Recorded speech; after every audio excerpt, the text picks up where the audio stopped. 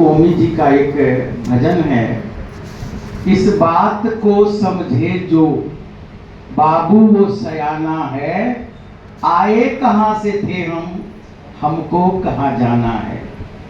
इस बात को जो समझे, बच्चा समझ ले, बूढ़ा समझ ले, बहनें समझ लें कि भाई लोग समझ लें, कोई किसी भी रूप अवस्था में है, देश काल परिस्थिति में है, का जो समझ ले वो सयाना है, वो समझदार है, और जो नहीं समझे बेवकूफ है। इस बात को समझे जो बाबू वो सयाना है, आए कहां से थे हमको कहां जाना है।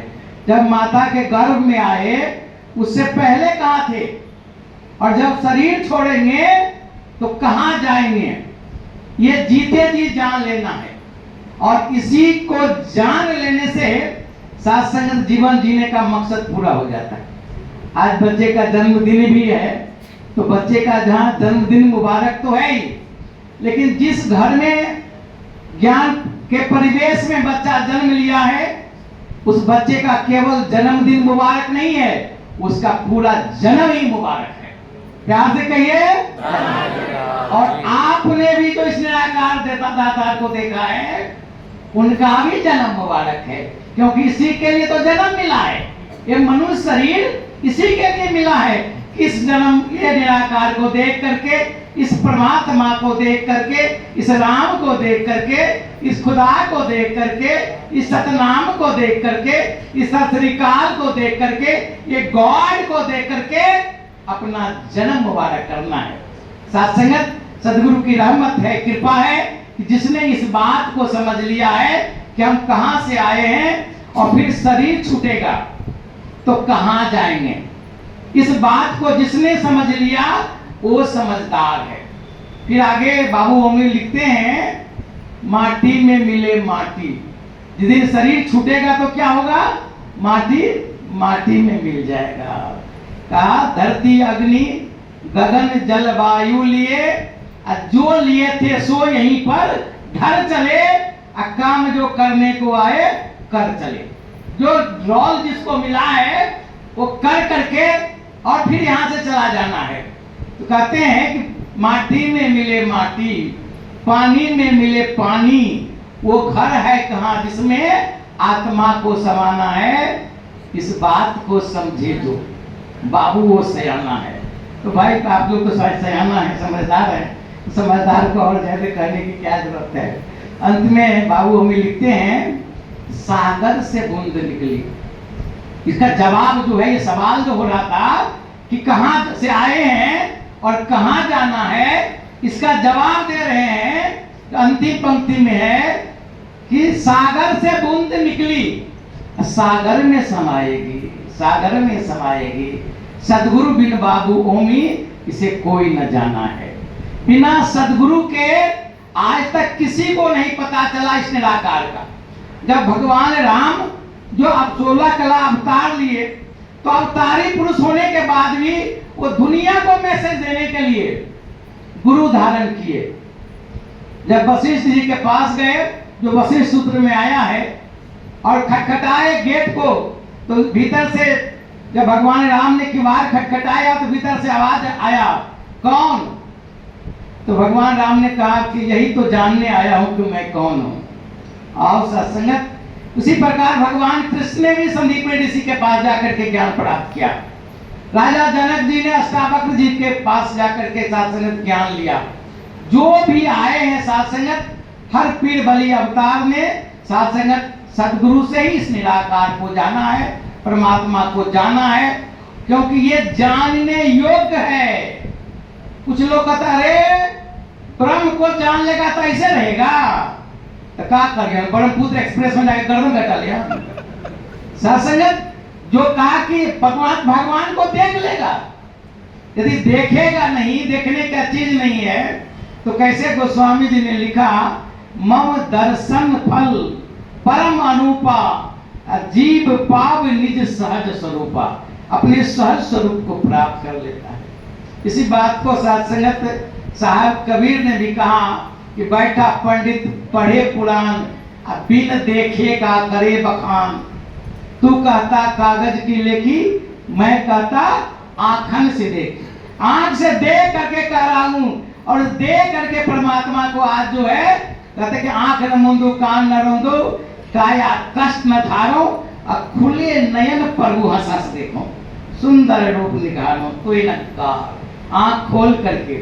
और सत्संग फिर साहब कबीर कहते हैं, मैं तो लखाती हूँ लोक में, तू क्यों कहत अलेख, सार शब्द जाना नहीं, झूठा पहरा भेष। और सत्संग जब इस निरंकार को जान जाता है इंसान, तो मंदिर का, मस्जिद का, गुरुद्वारा का, चर्च का सारा लफड़ा खत्म हो जाता है। अभी महात्मा अंग्रेजी भाषा का सहारा लेते हुए कह रहे थे, जो आज का जो हालात है दुनिया में, यदि कोई हिंदू जाके मस्जिद में बोल दे जय श्री राम, तो मस्जिद वाला कर देगा जय श्री राम। वो और यदि मस्जिद वाले, यदि इस्लाम वाले लोग यदि हिंदू के मंदिर में आके बोल दे अल्लाह अकबर, तो उसका भी 6 इंची छोटा कर देगा। ये दुनिया के हालात है, क्योंकि ये जानता नहीं है कि भगवान कौन है। केवल नाम के लफड़ा में वो पेटेंट कराया हुआ है, ये राम मेरा वाला है और खुदा तेरा वाला है। मेरा वाला बड़ा है तो तेरा वाला छोटा है, मेरा वाला ज्यादा पावरफुल है तो वो कहता है मेरा वाला ज्यादा पावरफुल है।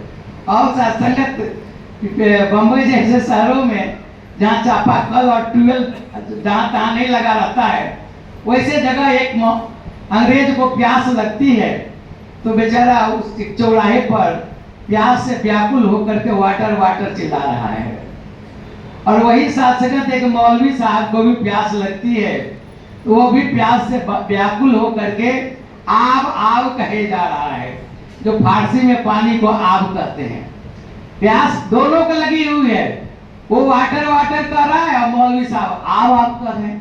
वही पंडित जी भी आ जाते हैं और उनको भी प्यास लगी है, वो जलम जलम कर रहा है। अब इसी तीनों में एक दूसरे को पागल तो समझ ही रहा था, हिंदी वाला भी आ जाता है वहीं पे और वो पानी पानी कर रहा है। एक आदमी अंग्रेज वाटर वाटर कर रहा है, मौलवी साहब आव आव कर रहे हैं, पंडित जी जलम जलम कर रहे हैं और हिंदी वाला पानी पानी कर रहा है। और एक दूसरे को नफरत के दृष्टि से देखता है कि ये पागल क्या बोले जा रहा है, वो कर रहा है, वो क्या पागल जैसा बोल रहा है। लेकिन आपके जैसे सज्जन, आपके जैसे विद्वान क्या करता है, उस बीच में एक गिलास पानी रख देता है और वाटर वाला कहता है यही वाटर है, आग वाला कहता है मौलवी साहब यही आग है जो हमको चाहिए पानी प्यास बुझाने के लिए, और पंडित जी भी कहते हैं यही जलम है जो चाहिए प्यास बुझाने के लिए, और हिंदी वाला कहता है यही पानी है जो चाहिए प्यास बुझाने के लिए। बात चारों की समस्याएं एक जैसी थी जो प्यास लगी थी, लेकिन केवल शब्दों के फेरा में रहने के कारण एक दूसरे को बेवकूफ जैसे आज दुनिया में लोग समझ रहा है। सदगुरु और कुछ नहीं कर रहा, बीच में निरंकार को खड़ा कर दे रहा है, बीच में इस निरंकार को खड़ा कर देता है, हाजिर नाजिर कर देता है।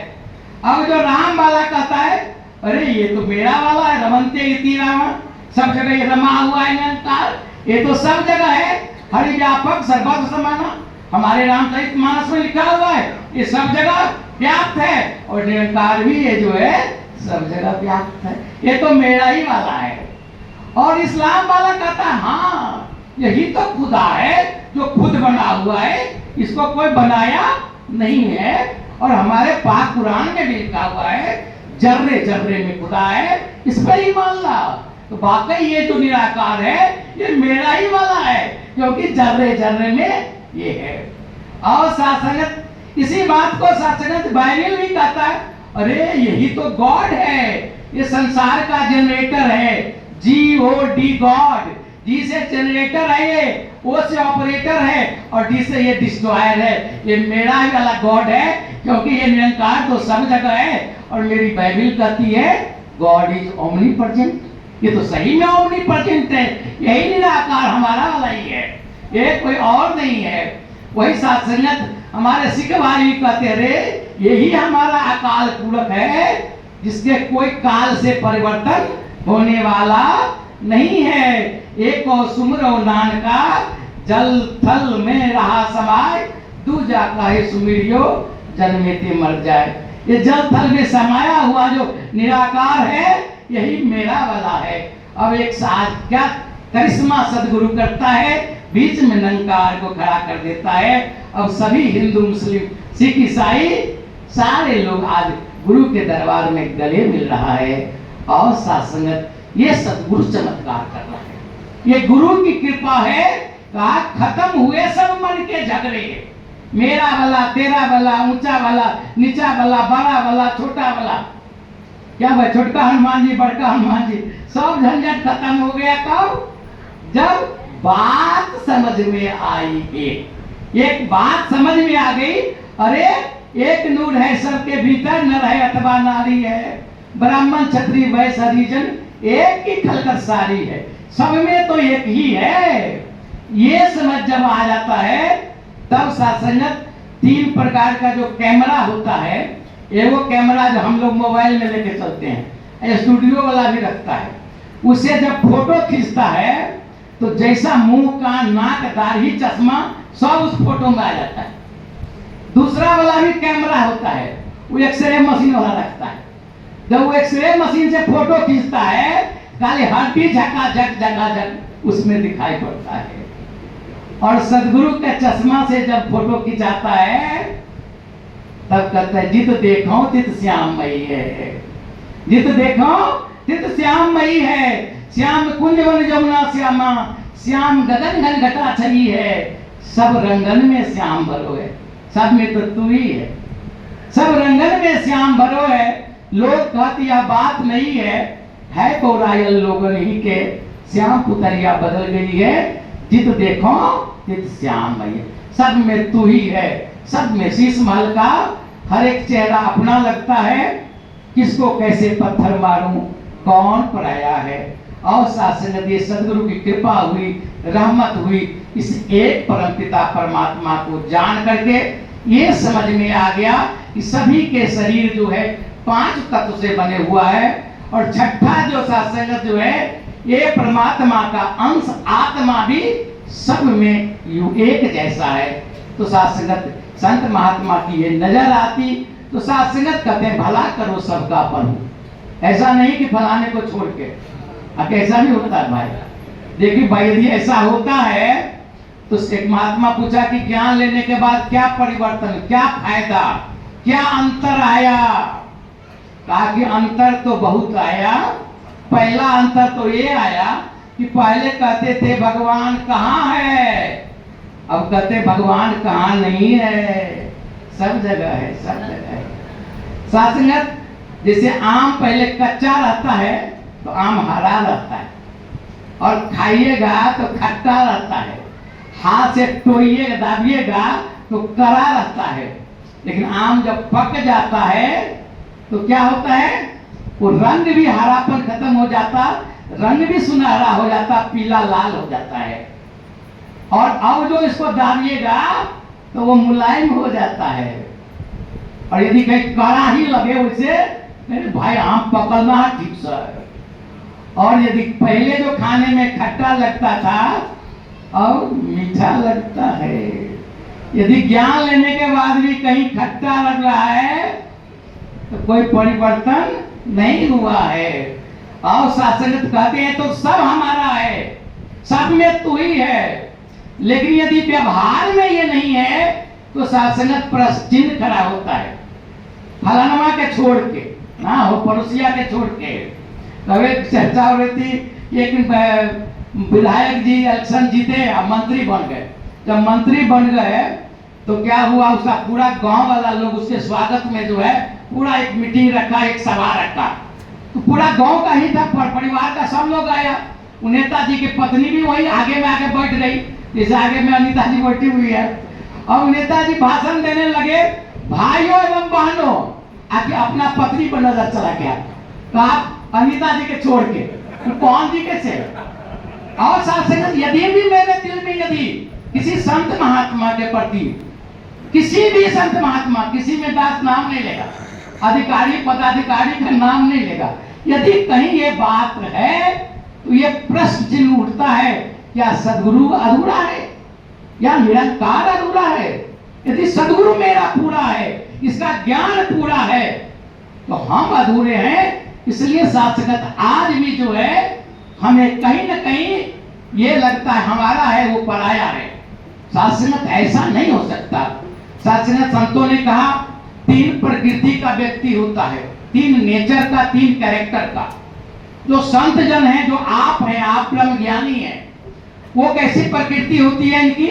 यदि कोई कारण से कहता, हमने सबके कहावत है, एक जगह बर्तन रही थोड़ा हड़बड़ाला, माने आवाज टकराला, तो ऐसे यदि संत महात्मा का थोड़ा देर के लिए मतभेद भी हो गया तो मन भेद नहीं होता है।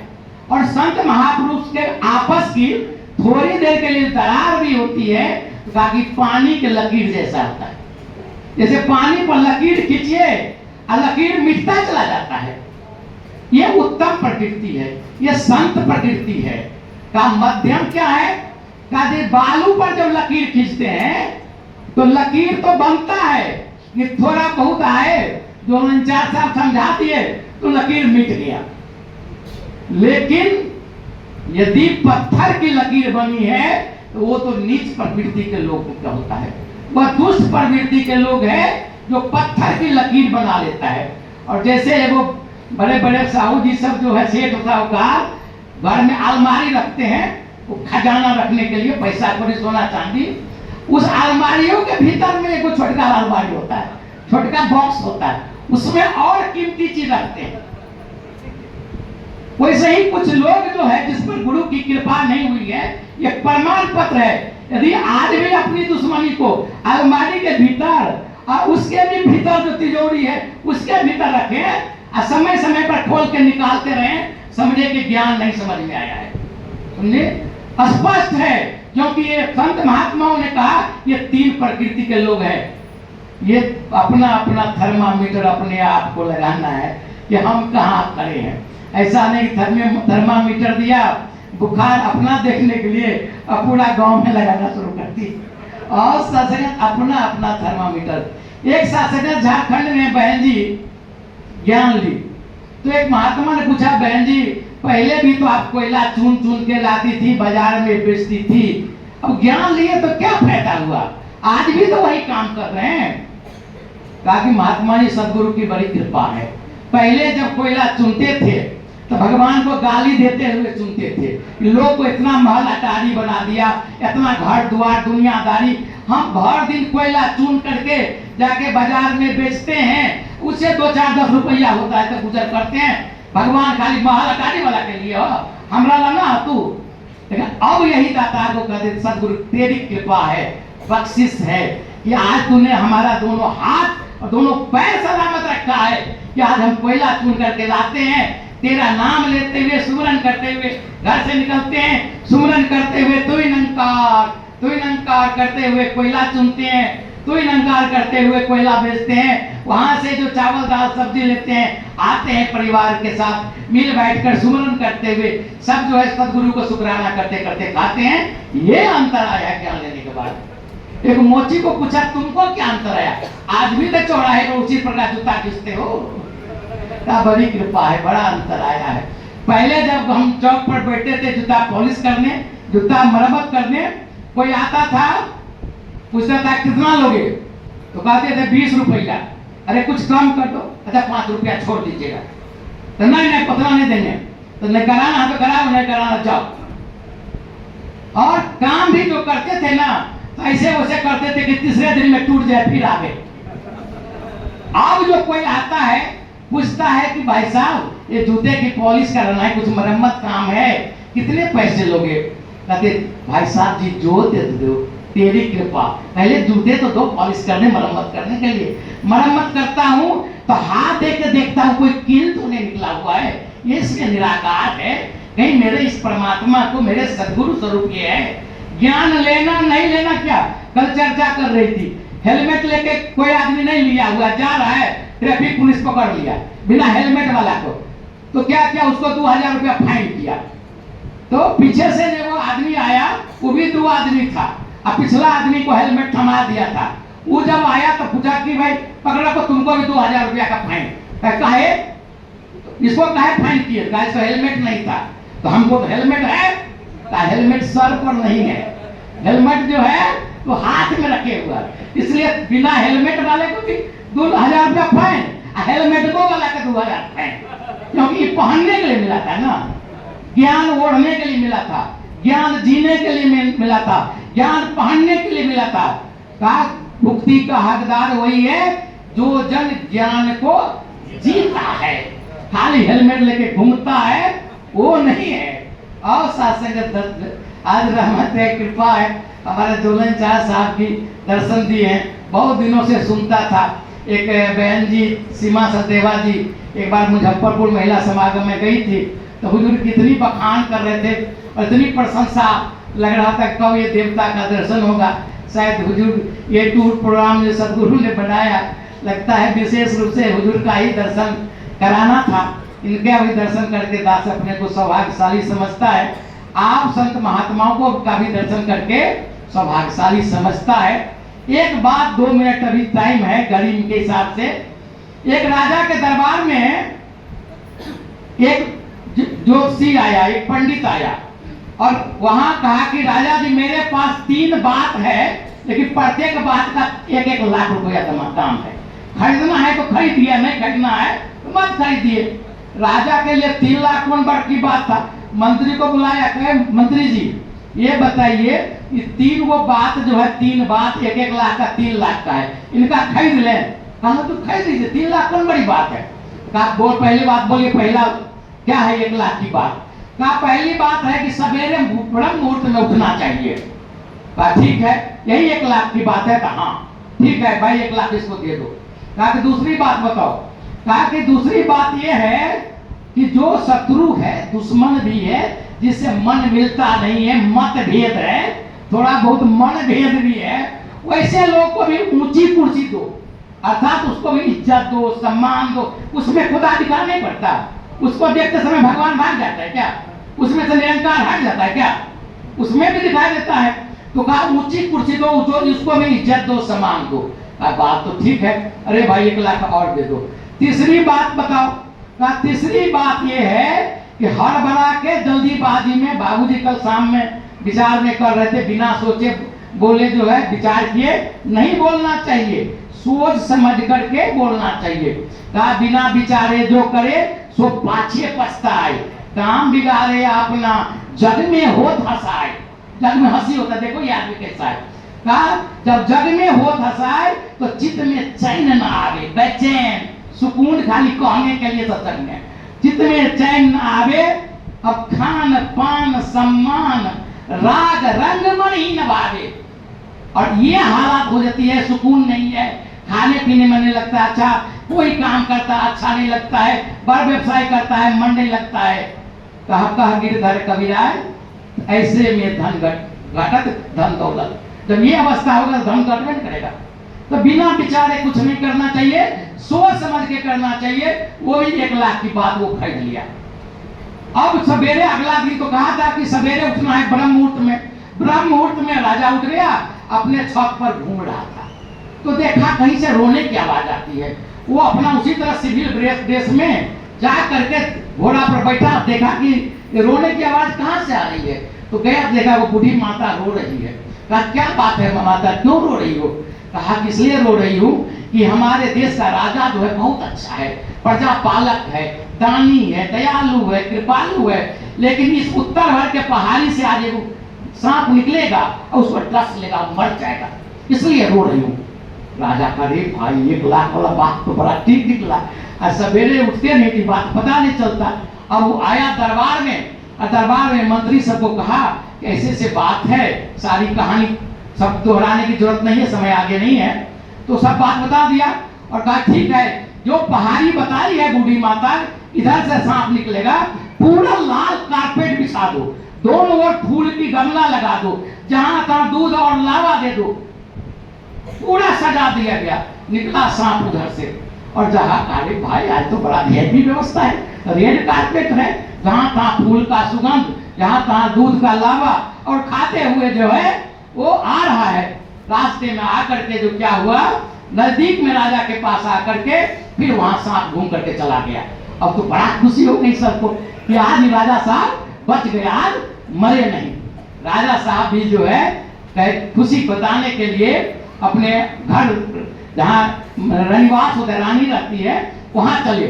जब राजा साहब गेट पर पहुंचे तो रानी को क्या देखते हैं, एगो जींस पैंट पहने हुए एक आदमी से बड़ा गला लिपटे हुआ है। कहा जो रे औरत, अभी हम जिंदे हैं। इसको लगा मर गया, दूसरा पुरुष को बुला लिया, तलवार खींचा और कहा क्या काट देंगे। फिर एक लाख का तीसरा बात याद आया, थोड़ा सोच समझ के कोई काम करे।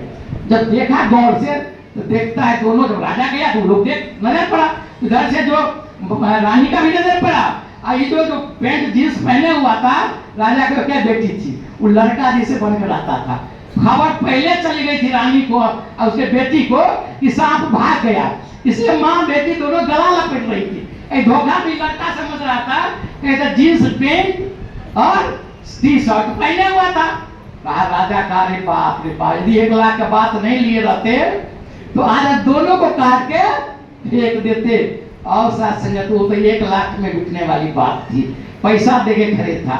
अभी एक फ्री की बात बताते हैं। सजीव में परमात्मा है धरती पर और सदगुरु भी धरती पर आया हुआ है। ये खुशनसीबी है कि सदगुरु के है, प्रकट है और हम भी हैं। यदि आज तक परमात्मा का ज्ञान नहीं लिए हुए हैं तो आज परमात्मा का ज्ञान लेके ही जाइएगा। ये फ्री के 1 लाख की बात है। प्यार से कहिए नमस्कार।